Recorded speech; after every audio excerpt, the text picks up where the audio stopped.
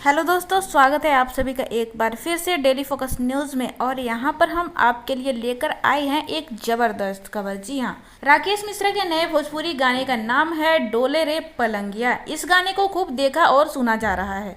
गाने को लोगों का अच्छा रिस्पॉन्स मिल रहा है। गाने में राकेश मिश्रा बेहद रोमांटिक अंदाज में दिख रहे हैं, जैसा कि आप इस वीडियो में देख सकते हैं। और उनकी एक्ट्रेस भी कमाल की लग रही हैं।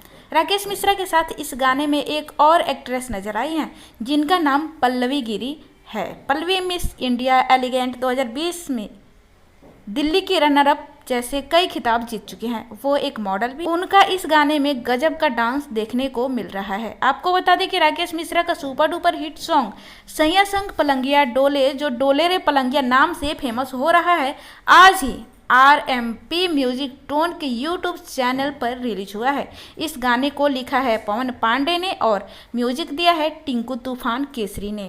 कुछ दिन पहले ही राकेश मिश्रा का बवाल भोजपुरी गाना कराला पिया गौना music company world wide record Bhojpuri के ऑफिशियल यूट्यूब चैनल पर रिलीज किया गया।